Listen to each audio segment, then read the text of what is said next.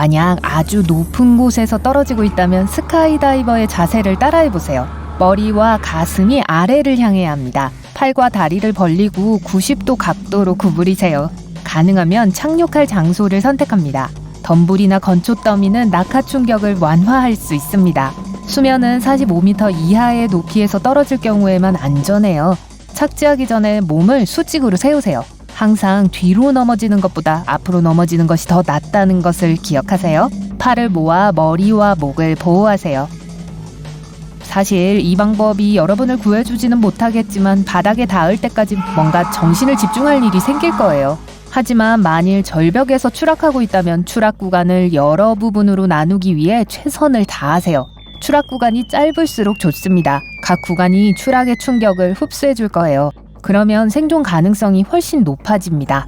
바닥으로 떨어지는 도중에 덤불이나 바위 같은 튼튼한 물체를 잡으려고 노력하세요. 속도를 늦춰줄 거예요. 만약 나무 조각이나 판자를 본다면 그것도 낚아채세요. 땅에 닿았을 때 충격을 완화하는 데 도움이 될 수 있습니다. 가장 중요한 것은 몸을 뻣뻣하게 하지 마세요. 그러면 내장을 다칠 가능성이 있습니다. 머리를 감싸고 무릎을 약간 구부린 채로 발로 착지하려고 노력하세요. 사실 일단 땅에 닿으면 모든 것이 약간 구부러지겠지만 그래도 할 수 있는 건 해봐야겠죠. 만약 여러분이 건물 안에 있는데 그 건물이 무너져서 파편과 잔해더미에 갇히게 된다면 공포에 질리지 않도록 노력하세요.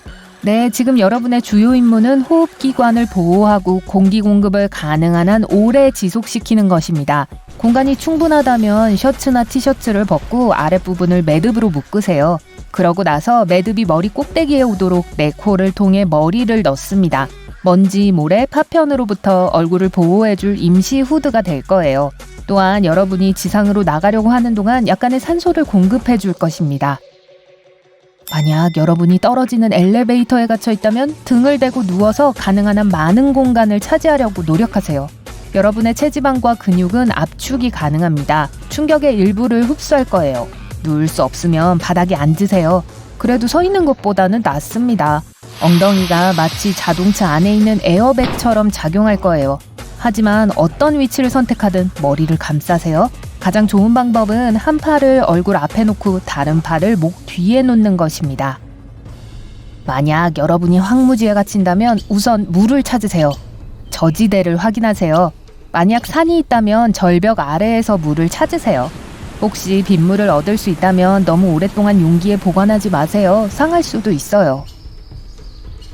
나무에 오르는 개미에 주의를 기울이세요. 나무 안에 수분 공급원을 향해 이동할 가능성이 높습니다.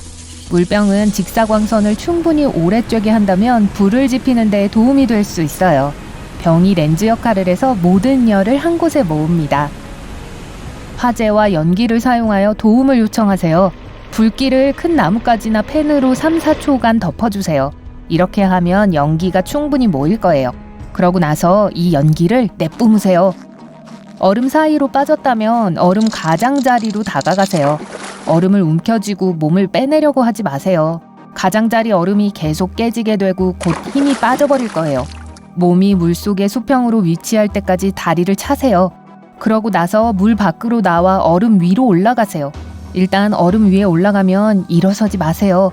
체중은 더 큰 영역으로 분산되어야 합니다. 그러면 얼음이 깨질 확률이 낮아질 거예요. 바다표범처럼 해안 쪽으로 굴러가기 시작하세요. 수영하다가 근육경련이 생기면 등을 대고 누워서 물 위에 뜨도록 합니다. 발바닥이나 팽팽하게 느껴지는 다리 아랫부분을 마사지해주세요.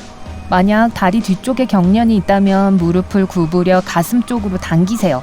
여전히 물에 등으로 떠 있는 상태에서요. 발가락을 위로 당겨서 경련을 풀어보세요.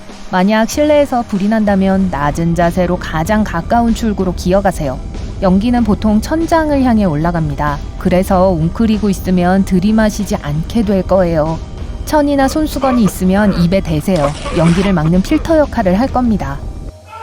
만약 옷에 불이 붙었다면 바닥에 누워 앞뒤로 구르세요. 소화기를 가지고 있다면 불꽃의 밑부분을 겨냥하세요. 훨씬 더 효과적입니다. 그리고 만약 창문을 깨뜨린다면 더 많은 산소를 유입하게 만든다는 걸 기억하세요. 그러면 불길이 더 세질 거예요. 그리고 자연재해가 발생할 때 안전하게 지내기 위해 해야 할 일은 다음과 같습니다. 만약 밖에 있는데 그 지역이 침수되는 것을 보거든 개울, 배수구 또는 강으로부터 멀리 떨어지세요. 더 높은 곳으로 가세요. 만약 집에 갇혀 있다면 충분히 안전하다고 생각할 경우 지붕으로 올라가세요. 토네이도가 여러분을 향해 오고 있고 탈출할 시간이 없다면 도랑이나 낮은 곳을 찾으세요. 누워서 손이나 옷으로 머리를 감싸세요. 만약 실내에 있을 때 토네이도가 일어나고 집에 지하실이 없다면 욕조에 숨으세요. 베개를 사용하여 떨어질 수 있는 파편으로부터 여러분의 머리를 보호하세요. 욕실 벽의 배관은 구조적인 강도를 더해줍니다. 하지만 욕실에 창문이나 외벽이 있다면 옷장과 같은 더 안전한 장소를 선택하세요. 토네이도를 막아줄 벽이 많을수록 더 좋아요. 만약 폭풍우가 치는 동안 밖에 있는데 갑자기 머리카락이 곤두서는 것을 느낀다면 번개가 치려고 한다는 신호입니다. 피부가 따끔거릴 수도 있어요. 딸깍거리는 소리나 윙윙거리는 소리가 들릴 수도 있고요. 즉시 몸을 웅크리고 머리를 무릎 사이에 두세요. 가능한 한 몸을 낮춰야 하지만 눕지는 마세요. 땅에 닿는 유일한 부분은 발바닥이어야 합니다. 발 뒤꿈치를 서로 붙이세요. 이렇게 하면 온몸을 통해 전기가 흐르는 대신에 전기가 한 발로 들어가서 다른 발로 빠져나갈 수 있습니다. 또한 청력 손실을 막기 위해 손으로 귀를 막으세요. 사막에서 길을 잃었다면 이른 아침 시간 동안 이동하세요. 이렇게 하면 대부분의 더위를 피할 수 있을 거예요. 언덕이나 다른 높은 지대가 보이면 언덕에 올라 주위를 둘러보세요. 녹지, 건물 또는 도로를 발견할지도 모릅니다.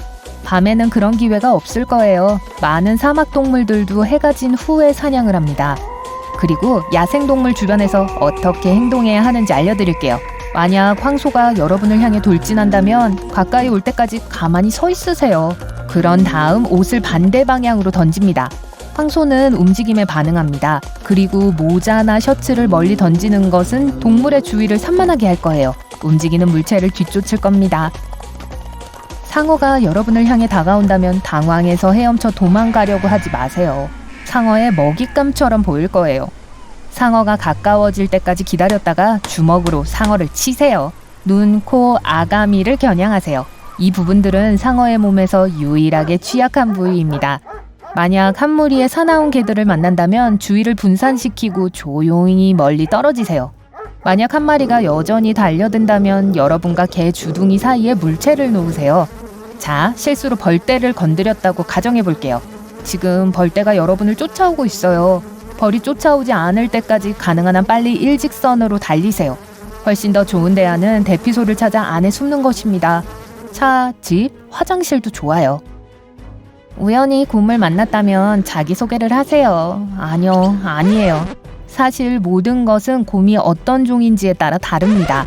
만약 커다란 갈색곰이라면 넘어져서 죽은 척 하세요. 힘들지 않을 거예요. 하지만 사람을 거의 공격하지 않는 작은 흑곰이라면 소리를 지르고 몸을 더 커 보이게 하는 것이 도움이 될 겁니다. 곰에게 달려드는 척해서 곰을 겁주어 쫓아버릴 수도 있어요.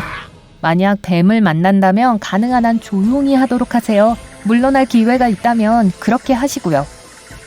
하지만 뱀을 피할 수 없다면 목소리를 높이고 막대기 2개를 함께 두드리고 발을 쿵쿵 구르는 것이 뱀을 후퇴하게 할 수도 있습니다. 뱀은 눈에 보이는 귀는 없지만 진동에 민감합니다. 그리고 만약 이 모든 일을 같은 날에 경험하게 된다면 기네스북에 전화를 걸어보세요. 아마 기록을 몇 개 세웠을 거예요.